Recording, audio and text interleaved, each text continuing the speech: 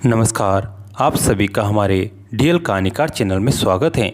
आज की कथा पितृपक्ष की कथा है। इसे सुनने मात्र से जो पितृदोष होता है वह समाप्त हो जाता है और घर पर सुख शांति बनी रहती है। एक बार गौतम महर्षि ने ब्रह्मा जी की 10,000 वर्ष तक तपस्या की। उससे उन्हें बहुत सी सिद्धियाँ प्राप्त हो गई। गौतम ऋषि जिस क्षेत्र में रहते थे उस समय वहाँ पानी का अकाल पड़ा हुआ था। गौतम ऋषि ने वरुण देव की तपस्या की।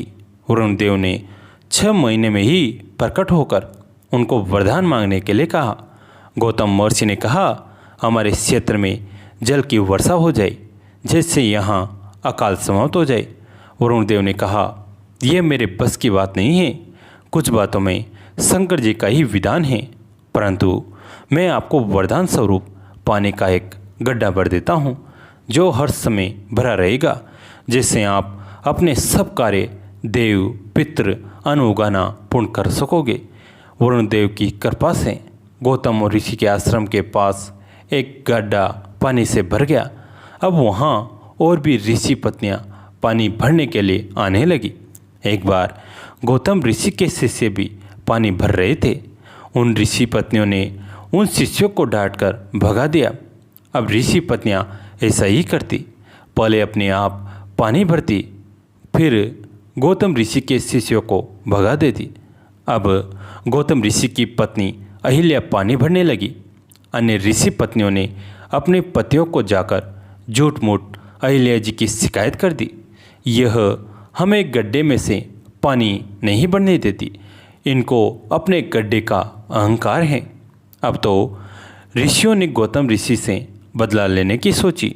उन्होंने मिलकर एक यज्ञ किया। यह यज्ञ काफ़ी दिन चला।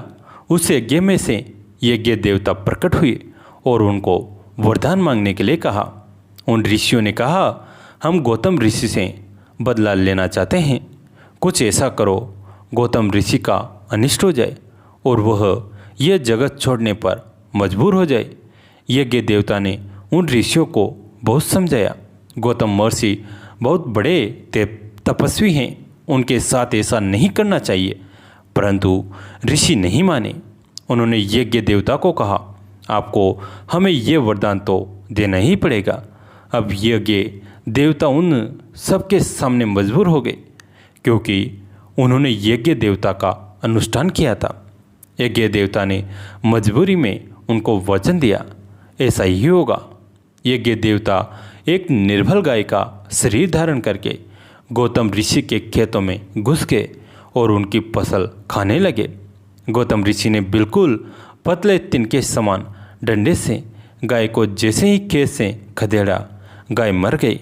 अब तो सारे ऋषियों ने महर्षि गौतम के ऊपर गौहत्या का आरोप लगा दिया और कहा, तुमने गौहत्या की है, इसलिए हम सब तुम्हारा बहिष्कार करते हैं। गौतम ऋषि और उनकी पत्नी ने उन ऋषियों से बहुत माफ़ी मांगी, परंतु सब ऋषियों ने उनका बहिष्कार कर दिया। पितृपक्ष में जो पितरों का समय आया, गौतम ऋषि किसी ब्राह्मण को भोजन करवाना चाहते थे, क्योंकि ब्राह्मण को भोजन करवाए बिना श्राद्ध संपूर्ण नहीं होता। परंतु कोई भी ब्राह्मण गौतम ऋषि के घर भोजन करने के लिए तैयार नहीं हुआ। गौतम ऋषि और उनकी पत्नी अहिल्या को बहुत दुख हुआ। तभी यज्ञ देवता वहाँ प्रकट हो गए और उन्होंने गौतम ऋषि को कहा, ऋषिवर, आप दुखी ना होइए। शास्त्रों में ऐसा विधान है, ब्राह्मण ना मिलने की स्थिति में आप गाय को भी भोजन करवा सकते हो, क्योंकि गाय माता भी ब्राह्मण का ही स्वरूप है। गौतम ऋषि ने कहा, मुझे गौहत्या का दोष लगा है। यज्ञ देवता ने कहा, वह गाय तो बनावटी थी, इन ऋषियों के कहने पर ही मैं ही वो गाय बनकर आया था। यज्ञ देवता ने गौतम ऋषि से माफ़ी मांगी। कहानी अच्छी लग रही है तो एक बार कमेंट में राधे राधे जरूर लिख दीजिए। अब गौतम ऋषि ने श्राद्ध संपूर्ण किया।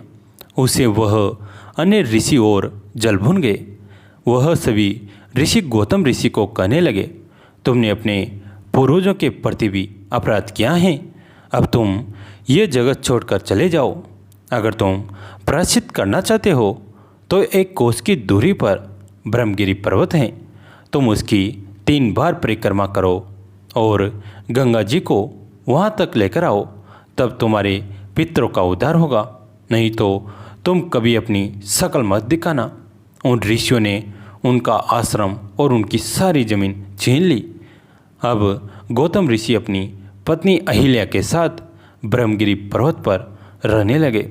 वह और उनकी पत्नी शंकर भगवान की आराधना करने लगे। उन्होंने 1 करोड़ पार्थिव शिवलिंग बनाए और उनकी तपस्या करते थे।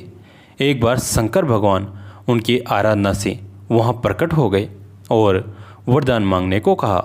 गौतम ऋषि ने कहा, प्रभु, यदि आप मुझ पर प्रसन्न हैं तो गंगा जी को यहाँ पर विराजमान कर दीजिए। शंकर जी ने गंगा जी को वहाँ प्रकट कर दिया। गंगा जी शंकर जी से कहने लगी, प्रभु, यदि आप पार्वती जी सहित यहाँ विराजमान होते हैं तो मैं भी यहीं रहूँगी, क्योंकि मुझे भी आपका सानिध्य चाहिए।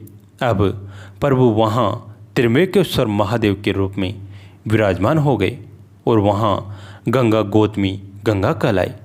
जब उन ऋषियों ने को यह पता चला गौतम ऋषि ब्रह्मगिरी पर्वत पर गंगा जी को ले आए हैं, तो वह सब गंगा जी के दर्शन करने आए, परंतु गंगा जी ने उनको दर्शन नहीं दिए, वह लुप्त हो गए। तब गौतम ऋषि ने गंगा जी को प्रकट होने के लिए कहा। गंगा जी ने कहा, इन ऋषियों ने आपका अपराध किया है, इसलिए इनको शिव पूजन का कोई अधिकार नहीं है। परंतु गौतम ऋषि ने कहा, देवी, इनको माफ़ कर दो, क्योंकि इनके कारण ही मेरा भला हुआ है। मुझे आपके और शंकर भगवान के दर्शन प्राप्त हुए हैं और इनके कारण ही यहाँ त्रिमेकेश्वर महादेव की उत्पत्ति भी हुई है। त्रिमेकेश्वर महादेव 3 शिवलिंग के रूप में हैं, ऐसा कहा जाता है। यह ब्रह्मा, विष्णु, महेश हैं। बोलिए त्रिमेकेश्वर महादेव की जय, पितर परमेश्वर की जय। जय जय श्री राधे। कैसी लगी है कहानी? अच्छी लगी तो लाइक कीजिए, अपने दोस्तों के साथ, फैमिली के साथ शेयर कीजिए। कहानी अंत तक सुनने के लिए आप सभी का तहे दिल से धन्यवाद।